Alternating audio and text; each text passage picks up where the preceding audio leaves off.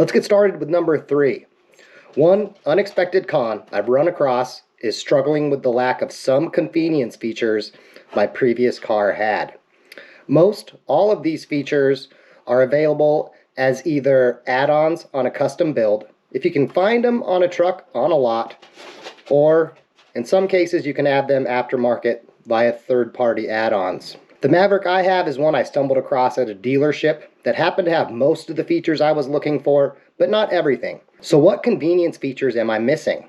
Heated seats would have been a big one, but I was able to have heated seats installed aftermarket, so that's not it. Keyless entry and push button start would be two features that I'm struggling to get used to not having. For 5+ years, I was able to walk up to my car and it would just unlock for me. I could then hit a button to start it, and off I went. 2 months in, and I'm still playing the where's my key, do I need my key game. Would I have waited 1.5 years or more for a custom build just to have this feature? No. Eventually I'll get used to the keys again. Another mentionable on this list would be a sunroof or rear opening window. I didn't notice how often I drove around with the sunroof vented in my previous car until my truck didn't have one. On my truck, I would have preferred the rear window opened rather than a sunroof, but either one for venting would have been nice to have.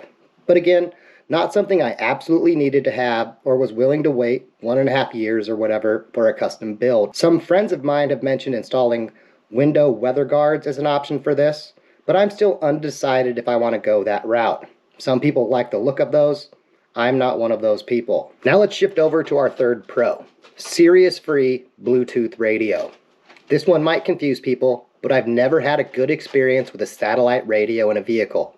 It feels like it didn't work more than half the time, and things like commercial-free radio were a complete lie. Shows like the Pat McAfee Show are so much better when you experience them on YouTube versus the Sirius version.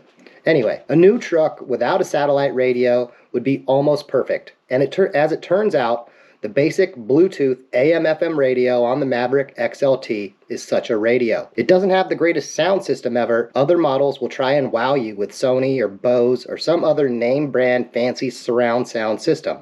But for me and my farm truck, I just wanted a simple radio for the times when I didn't have the windows down. Simple, easy to use, and works.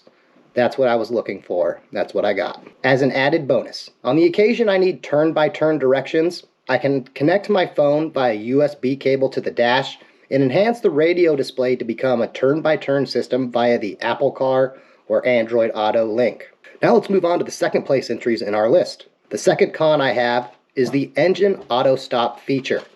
There is a button to turn this feature off, however, this does not persist after turning the truck off. The next time the truck is turned on, after the feature is turned off, it will be back on again. I know people who absolutely loathe this feature, mostly because they can feel the engine turn off and then back on. That part doesn't bother me in particular. Where this feature bothers me is when the engine auto stop kicks in, the power steering turns off. There are occasionally times where I need to make a routine, but not regular driving action, where I need to turn my wheels from a stop before moving. In those irregular times, the feature bugs me enough to just want to turn it off full time. The second pro that I have on my list is the better than expected performance. Now, I'm not saying that you're going to go out and set any land speed or fuel economy records with the stock EcoBoost engine, but the ease of driving combined with the good gas mileage have turned into a nice feature to have.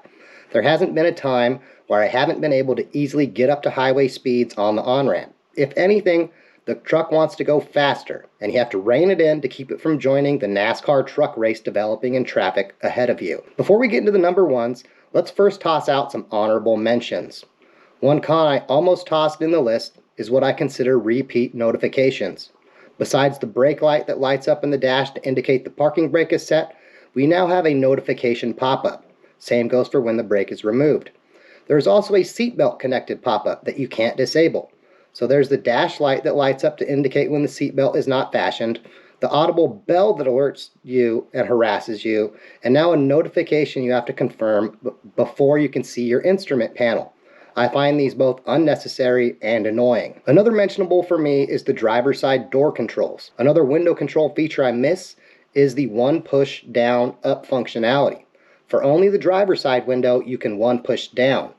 I find the one push up or down useful for the front driver and passenger windows. Those I'm most likely to have fully down and then need to raise both. Not having to hold down the buttons for those simple actions was convenient. Now let's finally get to the number ones on the list.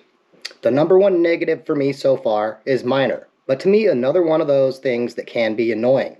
Some settings will persist between the truck being turned on and off, others do not. The auto headlights and auto brights are one I find quirky in this way.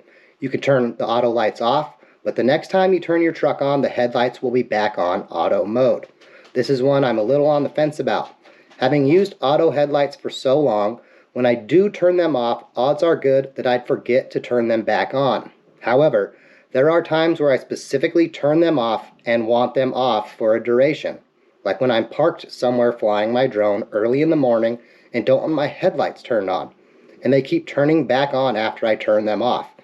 I didn't find any options in the menus to disable either the auto headlights or auto brights. I would have at least liked to have the option to disable auto brights. The top spot in our unexpected pros list is FITS. Now what is FITS? FITS stands for Forward Integrated Tether System. On the back of the center console there is a FITS slot. There are also FITS slots in the storage area under the seat. There are many different things that can be done using these FITS slots. Things like adding a cup holder, a trash can, a cord keeper in the passenger cabin, or additional dividers in the underseat storage area. People with 3D printers can print any what's-it they can think of that fits into that slot. When I first read reviews on these trucks before they came out, one thing they all mentioned was being appealing to people with 3D printers, but I struggled to figure out why. Things like these fit slots are one of those reasons I struggled to grasp back then. Another mentionable feature in that same vein is the bed customization options. We previously mentioned how there are pre-molded slots for 2x4 and 2x6 boards in the bed already, along with numerous tie-down slots. One other neat and easy to overlook built-in feature is the pre-threaded holes on the sides of the inside of the bed. These make it very easy to mount something to the bed of the truck. I have a few things in mind for what I'm going to create for these. Things like a spotting scope stand, or maybe a way to secure the bed bench rest for use at the training center when we're doing some long distance shooting. The customization and what feels like modular nature of these add-ons adds a lot of fun to having a truck like the Maverick. Depending on the time of the year, I could see having a bed set up in different configurations. Being able to easily do that is a big win. So that's our current top 3 unexpected pros and cons of the Ford Maverick XLT light truck. Do you have something different on your list? Let us know in the comments. Thanks for watching, and as always, have a good day.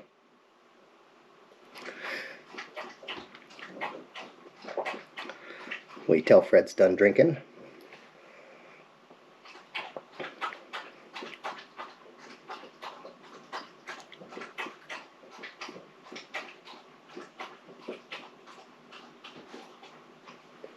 Drinking the whole bowl down, huh, Fred? You were thirsty. I seen it.